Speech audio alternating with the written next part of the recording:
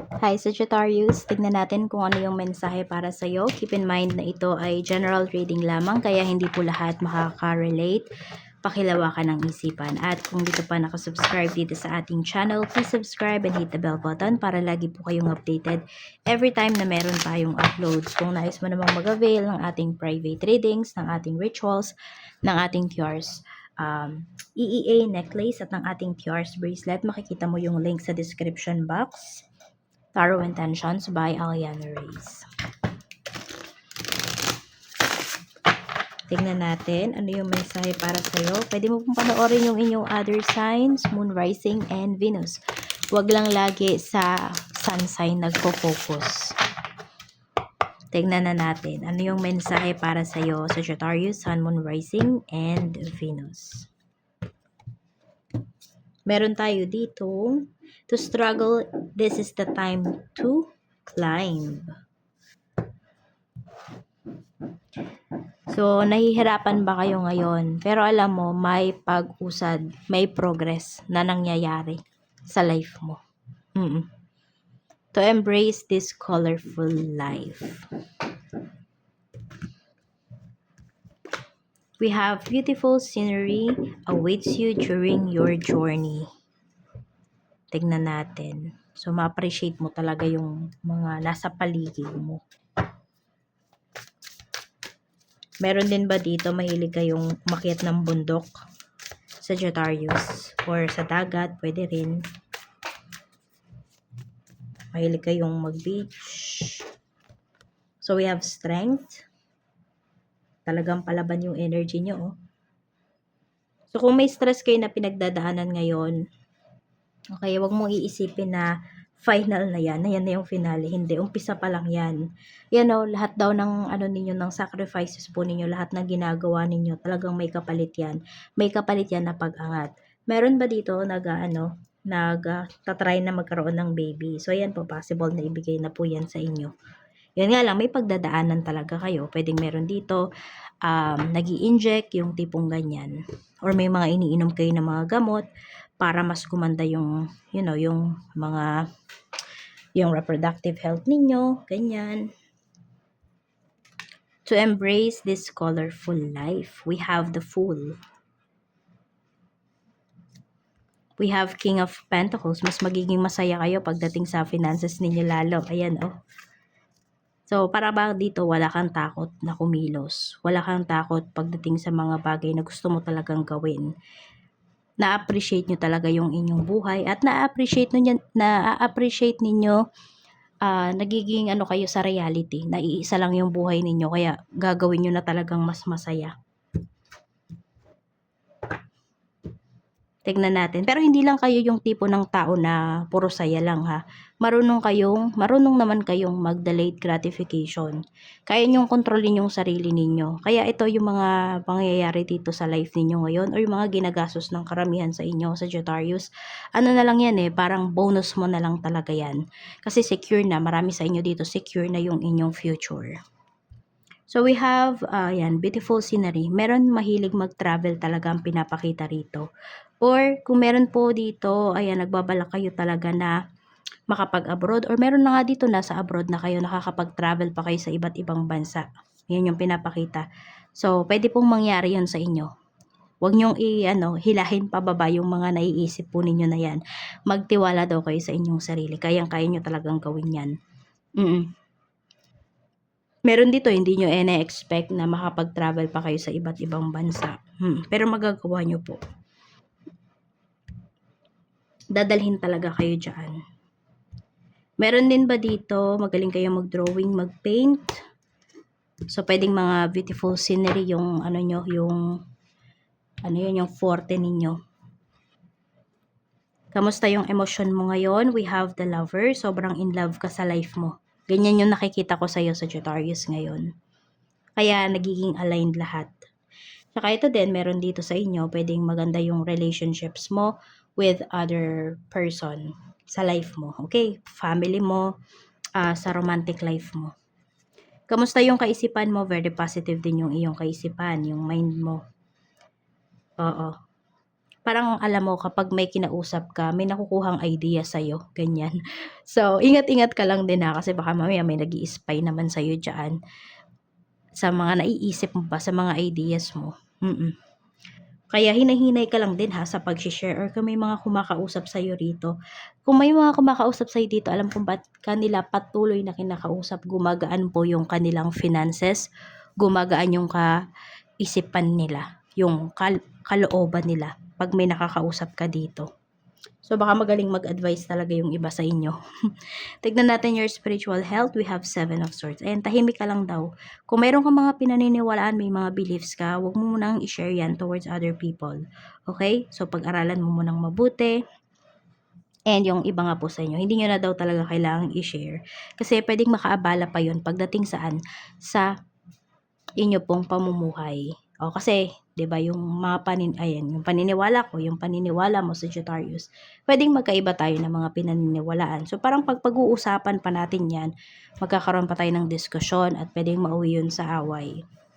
Kaya ayan po, no, maging vigilant daw kayo. Ayan yung sinasabi sa inyo dito. Or pwedeng ganyan na talaga kayo ngayon. Kasi before, pwedeng sinasabi mo pa talaga yung kunwari, yun nga, yung mga pinaniniwalaan mo. But now, ayan, maingat ka na dito. Yes, 'di ba nga, lalo na ayan, may mga tao dito na kinakausap ka. May mga tao na gustong malaman ano ba yung nasa isip mo, ano ba yung mga ideas mo. Kaya protect mo. Protect mo yung mga ideas mo na 'yan. Kasi pwedeng hindi man 'yan sa'yo ngayon makatulong, pwedeng in the near future. Energy ng mga tao makakasalumuha mo, we have 5 of Cups. Maraming malungkot. Oo, may mga malulungkot ka dito na makakasalumuha. Ayan, may depression. So, mag-iingat ka. Kaya may mga tao dito na kinakausap ka Kasi down yung kanilang energy. Nasa sayo yan kung gusto mo bang tulungan. O kung kaya mo namang protektahan yung sarili mo, go. Pero kung hindi, iwas ka na lang. Kasi mahirap naman, di ba, kung sa'yo malipat yung mga nararamdaman, mga naiisip ng mga taong ito. So, marami dito, mga makakasalamuha mo, need nila ng professional help. Kung nagawa mo na yung part mo as a friend, yung ganyan, tas hindi pa rin siya umuubra, yun na yung kailangan ng tao na yun. Blessings na pwede mong ma-receive, ayan po, maayos na kaisipan. Ngayong araw na to talaga. Very sharp yung mind mo. Oo. Kaya kung may mga sasabihin sa'yo yung ibang tao, talagang nare-recall mo siya, ayun, matatandain yung karamihan sa inyo. Tahimik lang kayo pero lahat nakikita nyo, lahat napapansin nyo, lahat natatandaan mo. We have Knight of Wands.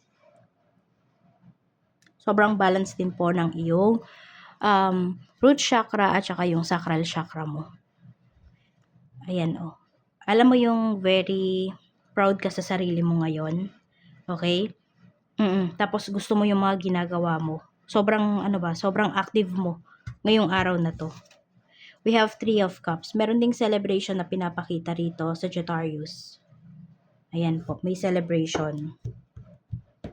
Pwede may mga imimit ka na friends ngayong araw na to. Or kung saan ka man mapadpad ngayong araw, pwede po na meron kang maging bagong kaibigan dyan.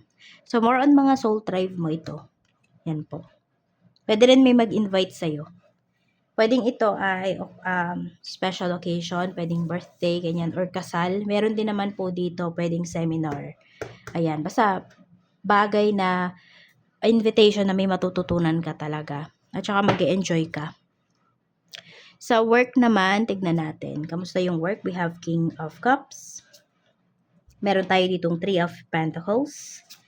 And we have 6 of Cups. Ayan. So, okay naman po yung pinapakita dito pagdating sa trabaho. Actually, Sagittarius, pinapakita talaga na, ayan, marami dito, fulfilled kayo pagdating sa work. Mababait yung mga kasama mo sa trabaho. Tapos, sobrang maalaga din. Pwedeng yung company ninyo. Yan, maalaga sa mga empleyado. Magtatagal pa po kayo rito. Meron ako nakikita yung karamihan sa inyo.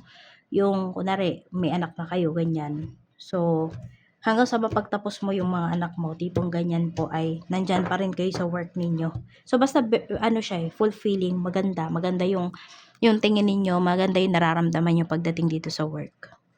Tignan naman natin mga co-workers mo. Ayan Mga coworkers mo rin, mapagmahal talaga sila, maasikaso, mababait. Oo, alam nila yung limit nila, alam nila yung kanilang obligations also. Sa negosyo naman, we have 4 of Wands. We have 2 of Cups. Meron dito kung kayo ay nagbabalak magnegosyo ng person mo, go nyo. Magkakasundo kayo dyan. Pagdating sa negosyo. Pag-usapan nyo lang kung anong negosyo yan. We have 3 of Swords. Mag-ingat ka lang ha, ayan. Baka may na-expect kayong kaperahan dito ngayon, hindi matuloy. Oo, so pwedeng meron kayong kausap, napakaganda niyang kausap nung tao na to. Tapos baka mapapayag kayo na hindi na siya mag-down payment. Ha, huwag kayong papayag kasi sasakit ulo nyo.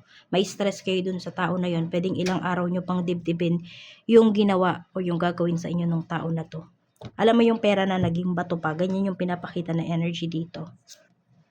Ayan o, kaya maging daw kayo, kailangan nandyan yung presence of mind niyo sa pakikipag-usap niyo sa client. Kasi baka mamaya, ikaw pa yung mapa-oo. Alam mo yun, dapat ikaw yung nasusunod. Dapat inaano mo yung policy ninyo, di ba? Yung sinasabuhay mo yung policy ninyo. Pero baka hindi mangyari yun dahil magaling makipag-usap yung tao na to. Tapos biglang disappointments pala yung dala sa inyo. Ayan o, yung natin, yung sales. Sagittarius, siya, ipit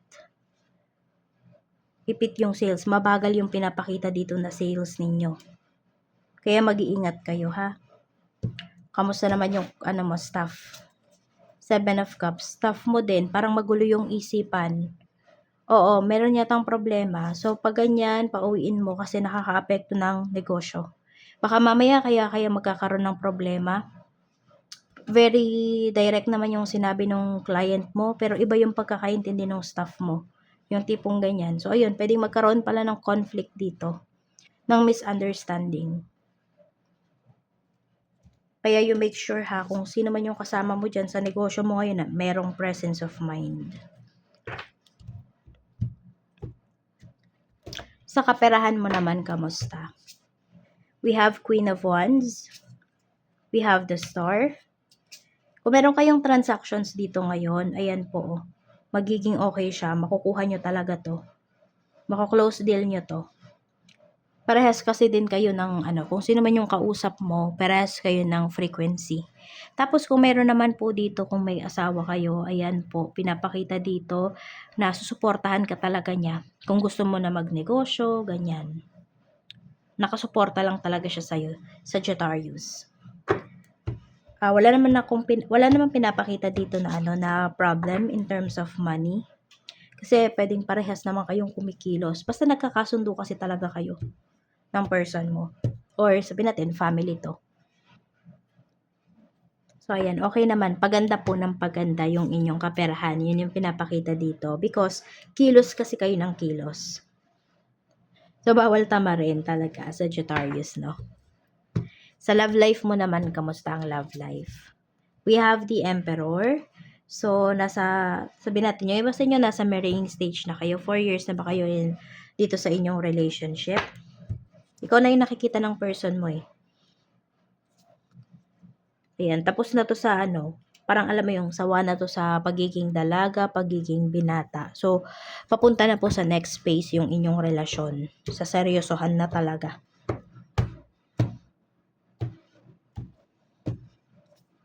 We have 8 of Cups. Maraming ile-let go tong person mo para sa'yo. We have the Hangman. Yung mga bagay na akala niya hindi niya kayang mawala, hindi niya kayang bitawan, ay marirealize niya kaya niya pala basta para sa'yo, basta para dito sa relationship niyo sa ikakabuti ng inyong relasyon. We have 2 of Pentacles. Mararamdaman mo din na sobrang ikaw na or number 1 priority ka na ng person mo. Yan. Medyo madami lang umi-eksena dito sa connection nyo. Oo. Parang madami nagpapapansin sa person mo. Pero huwag kang mag-alala kasi, ayan, nakatuon na lang yung atensyon niya sa'yo. Yan po. Tsaka ayaw niya na din ng magulong relasyon. Gusto niya talaga is peaceful relationship. Kaya kung ano man yung mga dapat niyang iwasan, mga gusto mong iwasan niya, iiwasan niya na po talaga yan para sa inyong dalawa. Ano na siya, sabihin natin, good girl, good boy na itong itong person mo.